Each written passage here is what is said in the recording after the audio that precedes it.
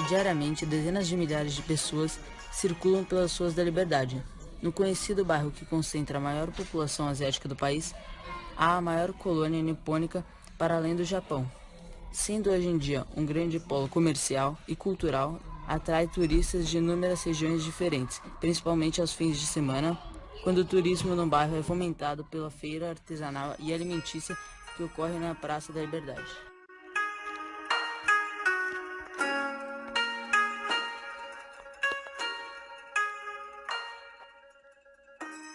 O bairro da Liberdade localiza-se no centro da cidade de São Paulo, próximo aos distritos da Bela Vista, Paraíso e Consolação, possuindo seu território em parte do distrito da Sé e Liberdade. Como característico das regiões centrais, o acesso por transporte público é muito eficaz. Só na Avenida da Liberdade são 3 estações de ônibus, pelas quais passam mais de 10 linhas rodoviárias. O bairro conta com 2 estações de metrô, a São Joaquim e a Nova Japão Liberdade, por onde passam 20 mil pessoas por dia. Na realidade, a estação foi criada em 1970.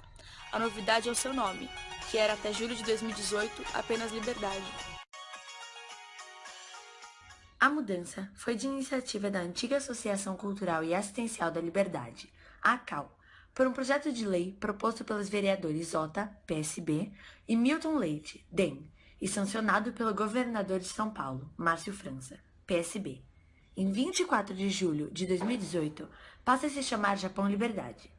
De acordo com os propositores, haveria sido uma medida a homenagear os 110 anos de imigração japonesa no país e reafirmar o bairro como centro nipônico, com 65% da população de origem no Japão. Essa comunidade sentiu-se contemplada, alegando alguns que nas últimas décadas a essência nipo vem sendo ocultada por comércios chineses. No entanto, a medida causou grande polêmica. Por um lado, a Liberdade abriga orientais vindos de diferentes partes da Ásia, tais como coreanos e chineses, que sentiram-se desrespeitados. Além disso, vem à tona o apagamento da memória negra ligada à origem do bairro. O bairro localizava, no século XVIII e XIX, o Largo da Forca, onde eram enforcados os escravos fugitivos. No cemitério dos Aflitos, o primeiro público de São Paulo, eram enterrados seus corpos, e na Igreja dos Aflitos os negros rezavam pelas vidas perdidas. A forca funcionou de 1604 até 1840 e foi extinta perante o grande clamor do povo pela liberdade, após o enforcamento de um líder negro de revoltas, apelidado Chaguinhas. Vem daí o nome do bairro. Com o desenvolvimento da região, a história negra foi sendo cada vez mais apagada. Poucos são os resquícios desta. Funciona ainda a Igreja dos Aflitos, mesmo que escondida e quase despercebida pelos turistas, que pouco sabem da origem da Liberdade. O Largo da Forca é hoje em dia o Largo da Liberdade, e o cemitério não existe mais. Não se lembra na cidade de São Paulo dos instrumentos públicos de tortura, que eram colocados em bairros como a Liberdade, por serem considerados ainda distantes do centro.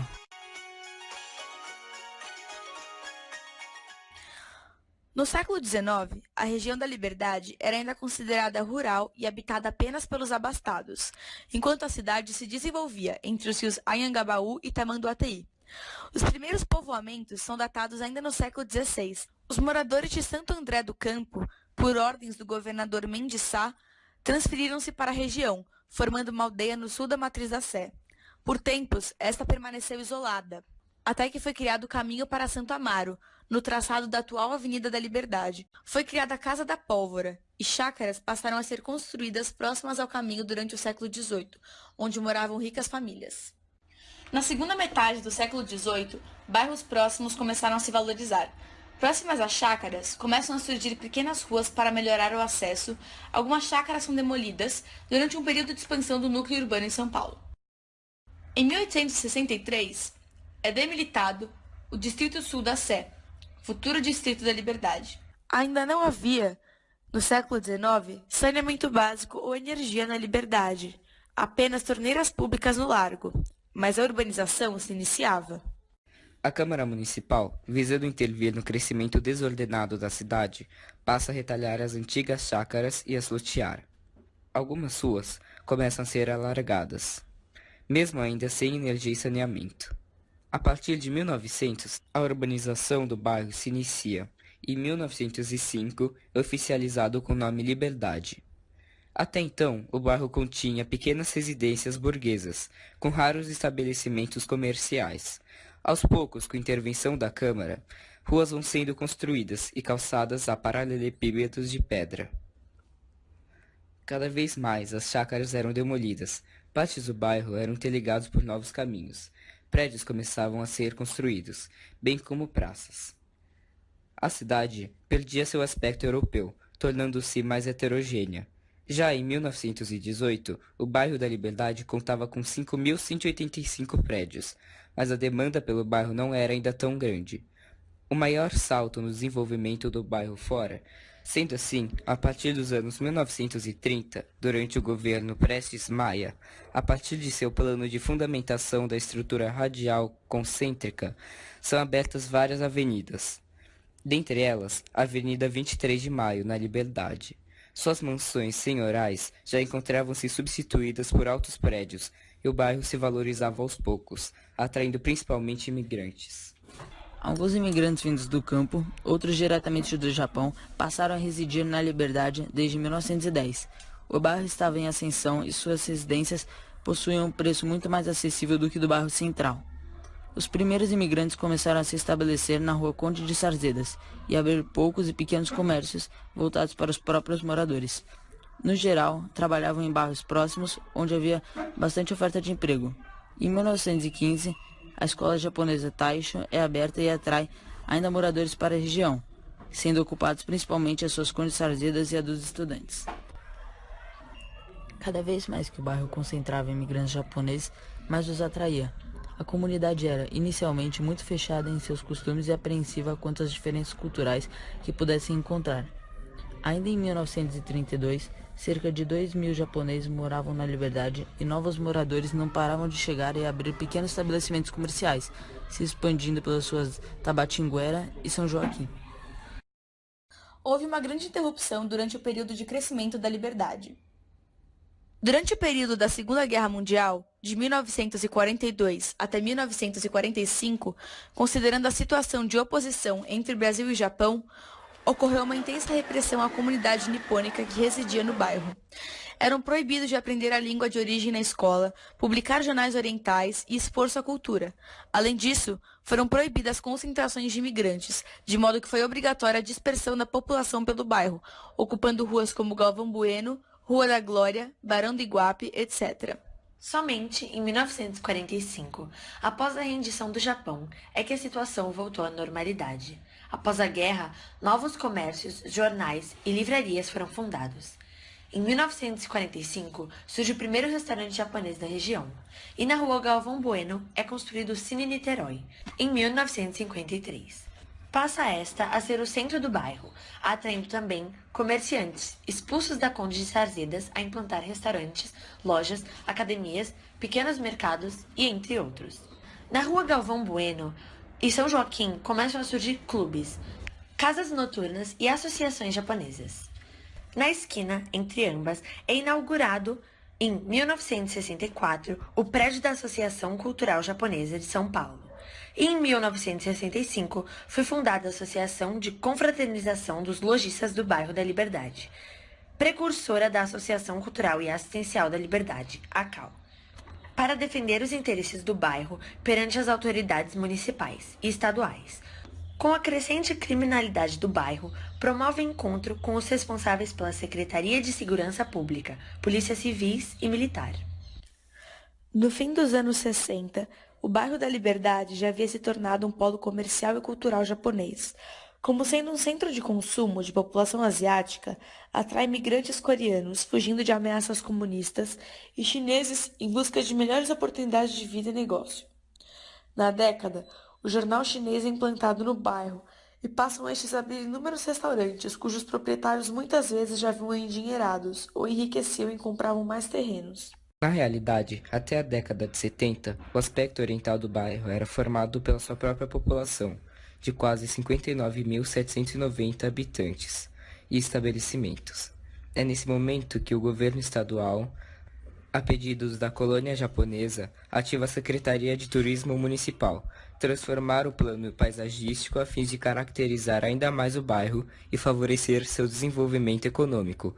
O plano arquitetônico de orientalização foi desenvolvido por Rodolfo Marques Lobato, em 1969, com o projeto de transformar a Liberdade numa Chinatown brasileira, um novo ponto turístico da cidade de São Paulo, atrair consumidores para o polo oriental que estava se tornando. Foram implantadas as lanternas japonesas. Os estabelecimentos comerciais deveriam ser nomeados na língua de origem, segundo a legislação. Toris, típicos portais de entrada nas cidades japonesas, foram instaurados nas principais ruas. Houve a construção dos clássicos jardins orientais japoneses. Todas as modificações contaram com a aprovação da Associação dos Lojistas, grandes interessados na decoração do bairro. A prefeitura, assim, arcaria com as despesas, mas cada lojista deveria transformar a fachada do seu prédio. Além disso, a Secretaria de Turismo programou atividades culturais para movimentarem e estimularem as visitas ao bairro. Atualmente, o bairro da Liberdade é um imenso concentrador de comércio e centro turístico.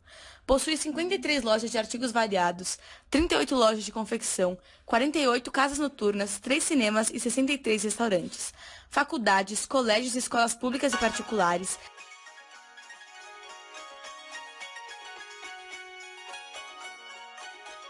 casas de cultura, academias de esporte, correio, boates, igrejas de cultos diferentes, templos, restaurantes, bares, clínicas, centros espíritas, clínicas de acupuntura, livraria, lojas, pensões, cortiços, editoras e jornais. Em grande parte, centralizam-se as lojas na Rua Galvão Bueno. Vendem algumas roupas e bonecas típicas, objetos de decoração, relógio, equipamentos fotográficos, bebidas, ingredientes e condimentos orientais. Ao mesmo tempo, há também loja de eletrônicos, artigos de decoração para festa, de cozinha, camisetas, mangás, itens de papelaria, brinquedos e etc. Talvez seja a maior de suas atrações, no entanto, a culinária oriental, seja na feira durante os fins de semana ou na grande quantidade de restaurantes e empórios. É interessante notar, sobretudo, a grande fusão cultural que se pode encontrar. Estabelecimentos japoneses, chineses, coreanos, redes de fast food, barracas de pastel e água de coco, franquias que imitam os costumes orientais, bem como outras lojas que o fazem. Apesar da grande ascensão comercial, a população do bairro não aumentou na mesma intensidade, possuindo cerca de 69 mil habitantes. Mesmo que 250 de 500 mil japoneses que imigraram para o Brasil morreram na Liberdade. Muitos deles enriqueceram com o comércio e passaram a mudar-se para bairros mais calmos e de padrão mais elevado. Além disso, alguns desses retornaram ao Japão.